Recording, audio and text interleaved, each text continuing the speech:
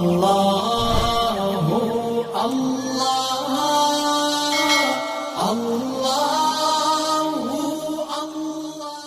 اللہ الرحمن الرحیم۔ السلام علیکم ورحمۃ اللہ وبرکاتہ۔ امید کرتا ہوں کہ تمام پیارے ساتھی خیر و عافیت کے ساتھ ہوں گے۔ دعا ہے اللہ رب العزت سب کو آباد رکھے، شاد رکھے، سب کی دین و دنیا کی مشکلاتوں کو آسان فرمائے۔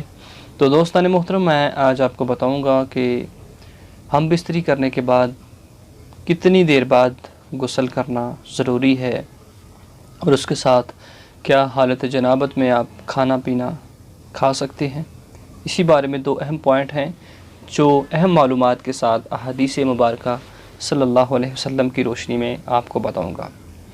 آج ہم سمجھتے ہیں کہ ہم بستری کر لی اور ساری رات سوئے رہے، صبح اٹھے غسل کر لیا، کیا یہ ٹھیک ہے؟ یا پھر آدھے گھنٹے کے بعد یا 15 منٹ کے بعد غسل کر لینا چاہیے؟ سب سے افضل ترین عمل کون سا ہے؟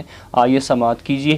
حضرت علی المرتضیٰ شیر خدا کا قول ہے، حضرت علی فرماتے ہیں کہ میں نے کبھی بھی رات کے پہلے حصے میں اپنے اوپر غسل لازم نہیں کیا۔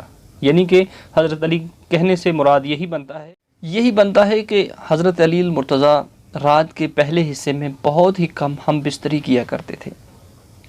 اس کے ساتھ حضرت عائشہ صدیقہ رضی اللہ تعالی عنہ سے جب پوچھا گیا کہ رسول اللہ صلی اللہ علیہ وسلم کا کیا طریقہ کار تھا جب حالت یعنی کہ ہم بستری کرتے تو اسی ٹائم کیا غسل کر لیا کرتے تھے، تو حضرت عائشہ فرماتی ہیں کہ اگر حضور صلی اللہ علیہ وسلم کا دل چاہتا تو تھوڑا آرام فرما لینے کے بعد صبح کے وقت غسل کرتے اور نماز پڑھ لیتے۔ تو حضرت عائشہ سے پھر سوال کیا گیا کہ کیا حضور صلی اللہ علیہ وسلم پر جب غسل واجب ہوتا تو کیا پیارے آقا صلی اللہ علیہ وسلم کچھ کھانا یا کچھ چیز کھایا پیا کرتے تھے؟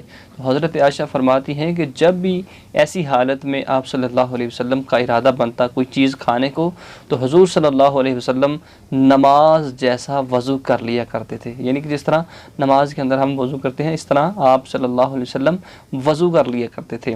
تو اس سے مراد یہی بنتا ہے کہ جب بھی آپ کا دل چاہے کھانے کو، رات کو آپ حالت جنابت میں ہیں، تو آپ کے لیے بھی ضروری ہے کہ آپ وضو کر لیں۔ نماز جیسا وضو بالکل آسان طریقہ ہے، پہلے غسل کر لیں، اور اگر اس کے بعد دوبارہ آپ کا ہم بستری کرنے کا ارادہ بنے تو سرکار صلی اللہ علیہ وسلم کے فرمان پر عمل کرتے ہوئے پہلے استنجا کریں، اس کے بعد آپ وضو کر لیں، اور غسل کی ضرورت نہیں۔